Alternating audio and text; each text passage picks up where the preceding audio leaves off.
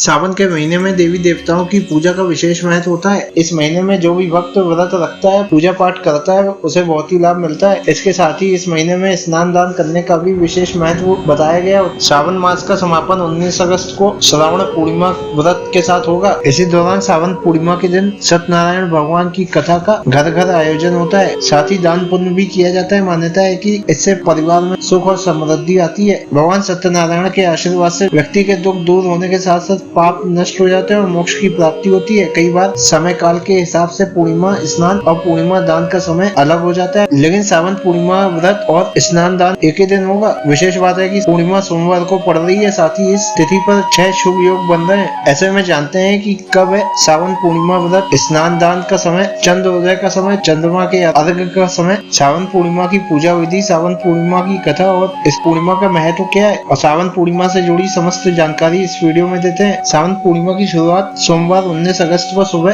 3:04 से हो रही है और सावन पूर्णिमा की तिथि का समापन 19 अगस्त रात्रि 11:55 तक होगा। उदय तिथि के आधार पर सावन पूर्णिमा 19 अगस्त सोमवार को पड़ेगी। इसी दिन रक्षाबंधन भी है। 19 अगस्त को सावन पूर्णिमा का व्रत रखकर सत्यनारायण भगवान की पूजा की जाएगी। सुबह पवित्र नदियों में स्नान होगा और दान किया जाएगा। इस दौरान सावन पूर्णिमा का स्नान मुहूर्त इस प्रकार है। ब्रह्म मुहूर्त सोमवार सुबह 4:25 से सुबह 5:09 तक मान्य है। अन्य स्नान मुहूर्त सुबह 5:53 से आरंभ होगा और सुबह 8:10 तक मान्य रहेगा। सावन पूर्णिमा की पूजा का शुभ मुहूर्त सोमवार सुबह 5:53 से आरंभ होगा, जो सुबह 8:10 तक मान्य रहेगा। इसके पश्चात सावन पूर्णिमा के शुभ योग के अनुसार सावन पूर्णिमा पर स्वार्थ सिद्धि योग 19 अगस्त सुबह 5:58 से आरंभ होगा, जो सुबह 8:10 तक मान्य रहेगा। वहीं रवि योग 19 अगस्त को सुबह 5:58 से आरंभ होकर सुबह 8:10 तक मान्य रहेगा। सिद्धि योग 19 अगस्त को सुबह 10 बजे तक रहेगा। वहीं शुभ योग 20 अगस्त को सुबह 5:45 तक है।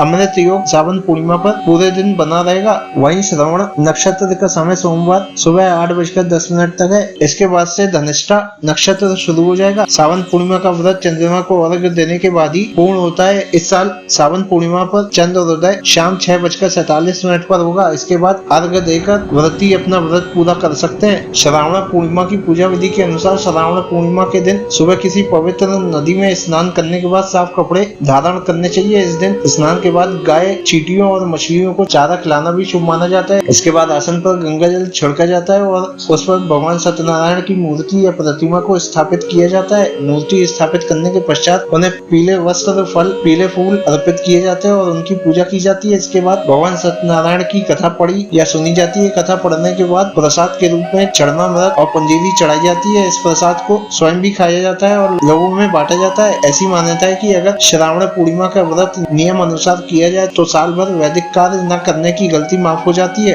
और श्रावणी पूर्णिमा का व्रत पूरे साल के पूर्णिमा व्रतों के समान फल देता है। सावन पूर्णिमा की व्रत की प्राचीन कथा के अनुसार एक नगर था। उस नगर में तुंग ध्वज नाम का राजा राज्य करता था। राजा को जंगल में शिकार करने का बहुत शौक था। एक दिन राजा जंगल में शिकार करने के लिए गया। शिकार करते करते वह बहुत थक गया। वह अपनी थकान दूर करने के लिए बरगद के पेड़ के नीचे बैठ गया। वहाँ उसने देखा कि काफी सारे लोग इकट्ठा होकर सत्यनारायण भगवान की पूजा कर रहे हैं। राजा को स्वयं पर इतना अभिमान था कि न उसने भगवान को प्रणाम किया और न ही कथा को सुना और न ही उसने प्रसाद ग्रहण किया। राजा को प्रसाद देने पर भी न खाकर वह अपने नगर को लौट आया। नगर में आकर राजा ने देखा कि दूसरे राज्य के राजा ने उसके राज्य पर हमला कर दिया। राजा अपने राज्य का ऐसा हाल देखकर तुरंत समझ गया कि सत्यनारायण भगवान और उनके प्रसाद का निरादर करने से ऐसा हुआ है। अपनी भूल का आभास होते ही राजा दौड़कर वापस उसी जंगल में बरगद के पेड़ के नीचे आया जहाँ लोग भगवान सत्यनारायण की कथा कर रहे थे। वहाँ पहुंचकर राजा ने प्रसाद मांगा और अपनी भूल के लिए क्षमा याचना की। पश्चाताप करता देख राजा को भगवान सत्यनारायण ने माफ कर दिया, जिसके फलस्वरूप भगवान के आशीर्वाद से उसके राज्य में सब कुछ पहले जैसा हो गया। भगवान सत्यनारायण की कृपा से राजा ने लंबे समय तक